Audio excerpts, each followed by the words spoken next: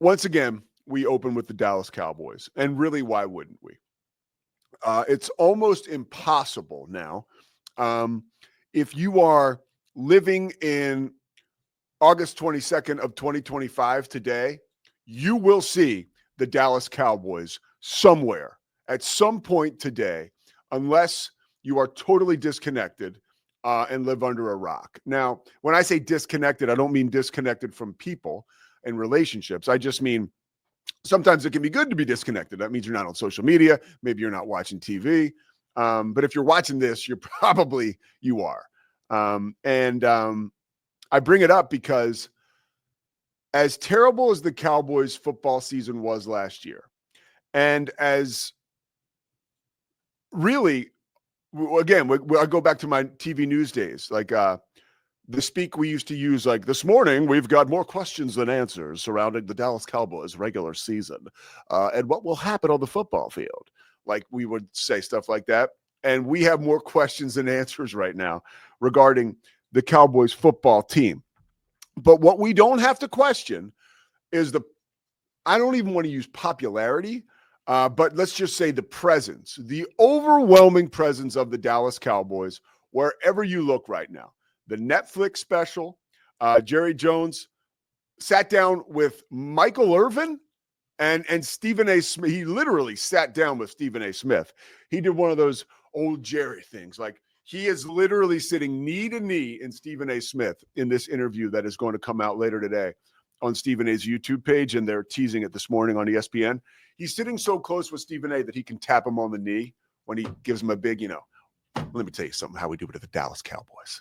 And if you notice, by the way, part of this marketing maven that Jerry Jones is, part of the makeup, and he talks about it during the documentary, which I find to be totally compelling and interesting. Like, he legit is like a P.T. Barnum, dude. He is like a Donald Trump, right? He is somebody who sells the sizzle just as much as the steak, and it's work for him. The ball bounced his way early in life with oil wells and money, and now he's got it, and he's found a way to make more of it, and he's not going anywhere until, God calls for him, like he will for the rest of us. David Klingler yesterday said the death rate is one for one person. Like, we're all going at some point. But while Jerry's here, he's certainly making a lot of money and quite an impact. But going on Stephen A. Smith and talking with Michael Irvin, ultimately about Micah Parsons, it's like he's on a press tour right now. And as much as I love it, and as much as I find all this stuff interesting, and as much as it's like, it's really been cool to kind of sit back, put up your feet, and take a deep dive into the Cowboys history. And also just, Jeff Pearlman yesterday, who I love, maybe disagree on some big picture life stuff. But I almost feel like he's a friend because I've read every one of his books or listened to him. I have actually read a couple. And the book he did about the Dallas Cowboys, Boys Will Be Boys, goes into, it covers the 90s Cowboys. And so I bring up Jeff Pearlman because Jeff says, this documentary is a hand job for Jerry Jones. Like, that's what it is. Scotty agrees. Go ahead, Scotty. I was just going to say, not only does Scotty agree, but our boy Bear the Truth says, as a Cowboys fan, I'm saying this. The Netflix doc, Jerry commercial, is a PR ploy to take the attention away from the train wreck of the past 20 years. I mean, look, it'd be hard to argue that. I mean, it really would. And Bear the Truth knows. He's dialed in. Hey, what was the name of that Mexican restaurant, Bear the Truth? They did everything but say the name, by the way. And I know your friend used to own it. But they did, where Jimmy Johnson and Jerry Jones had that, meeting that was supposed to be quiet, where they're both wearing suits and ties and somehow ended up on the front of the Dallas Morning News. We should have known then that this guy was Mia's. There you go. But we should have known then that this guy was going to do anything he could to get his face out there marketing wise. So, but all of this stuff is so enjoyable and fun. But at the end of the day, they got to play football here soon against the Philadelphia Eagles on September 4th. And, some of the stuff that I gleaned from Jerry's conversation with Stephen A. Smith and with Michael Irvin, a couple things. One, when you let a guy talk so much like Jerry Jones has been talking so much recently, they sort of end up exposing themselves, right? I mean, at the end of the day, it doesn't take a rocket scientist or a psychologist to understand that Jerry Jones is someone who, at 83 years of age, is really, he claims that he's softened a little bit. He hasn't softened. I mean, as a man, I'm not saying he's not a great person, and I'm not saying that he ultimately has pure intentions as to what he wants for his players, his team, and the city of Dallas. I don't really dispute that. He's not like a bad guy, in my opinion. If anything, I think he's really a charismatic figure and is totally alluring, and I'm here for it. Now, I say all this as I pat my Eagles helmet. Like, I don't have to live in the pain that the Cowboys fans live in. You know, I'm an NFL fan. I'm a sports junkie. So all of this I love to consume. And part of the consummation of this is understanding that Jerry Jones is so wealthy and at such a point in his life that he is certainly not going to change the way he does business. So when you hear, by the way, one of the luckiest guys in this whole situation, I don't care what they say, I know he was one of the most powerful football agents. I did not know who David Mulligetta was prior to any of this. And now he has become, like, you keep hearing his name, and people are saying his name more because Jerry Jones refused to say it, along with Stephen Jones. So now everybody wants to say David Mulligetta, David Mulligetta. So he's a winner in this. I don't care what you say. Definitely a winner.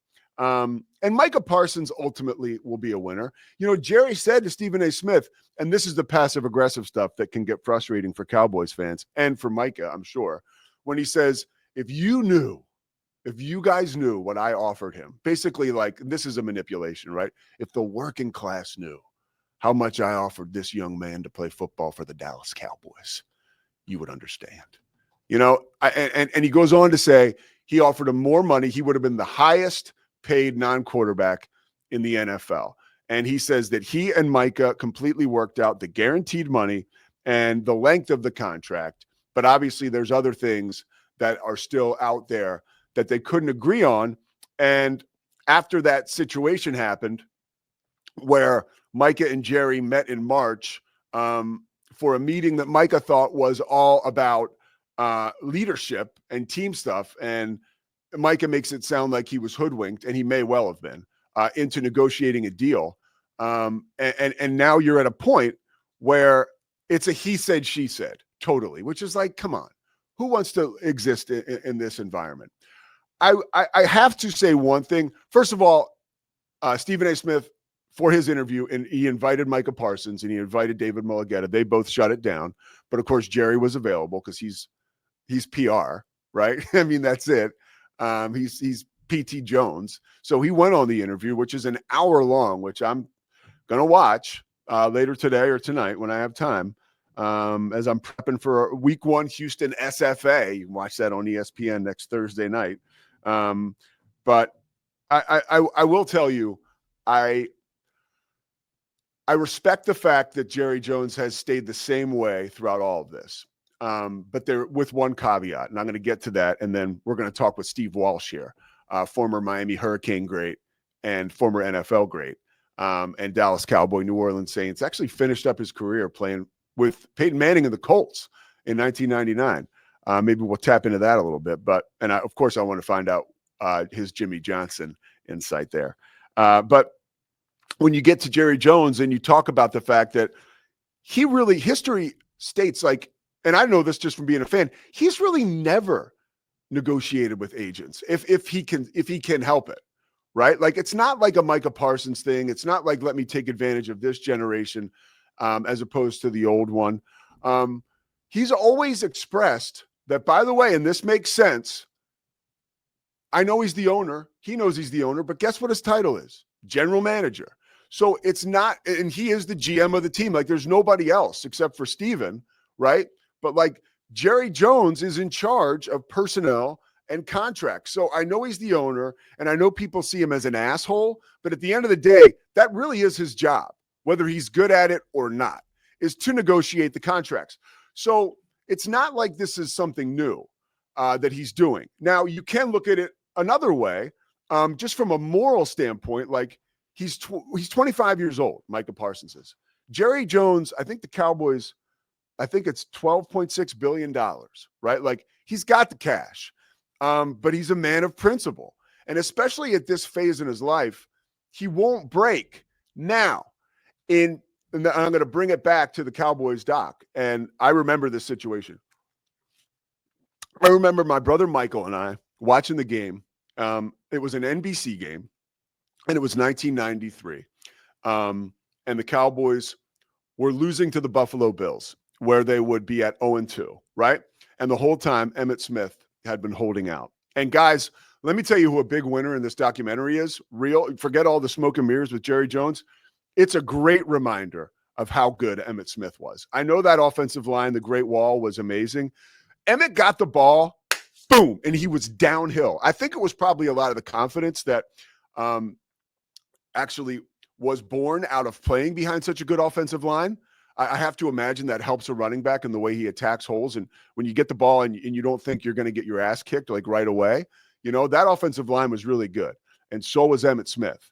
And he was a rookie of the year. I think he was offensive player of the year. And he led the league in rushing 2 straight years. And he's still on his rookie deal during all of this. So he's like, hey, man, I want to get paid what I'm worth. And that leads to the holdout.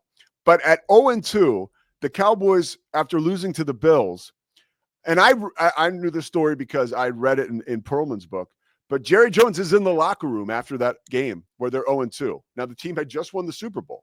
And Charles Haley throws his helmet at the wall, which was nothing new for Charles Haley. And it really almost hits Jerry Jones.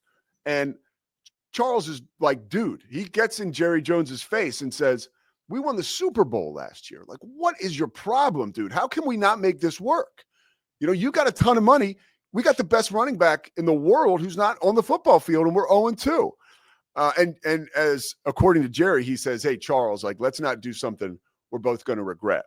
And if you're just parachuting in on football and the NFL and Cowboys history for the first time, Charles Haley, who, you know, has dealt with mental health throughout most of his life. And it seems like he's won the battle if you talk to people. And that's really cool because he was one of the best players I've ever seen as a pass rusher, right? But Jerry did finally wilt, right?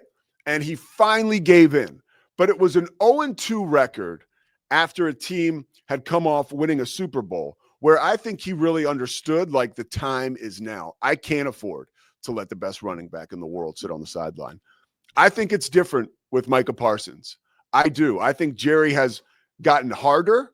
I don't think he's scared of anybody, maybe like he was in the face of a guy like Charles Haley.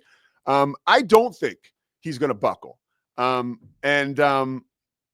think if Micah Parsons means business, he's really going to have to sit out, which is how you win negotiations against a guy like Jerry Jones. That's my opinion. There's people out there who know way more than me, but that's what it feels like right now. The Pete Souza Show is presented by Slovacics, and we are lucky enough to be joined coming up by Steve Walsh, one of my favorite gunslingers of all time. I grew up watching Miami, Notre Dame, Cowboys football, and the NFL. So Steve Walsh was in the eye of that storm, or we could say hurricane, right?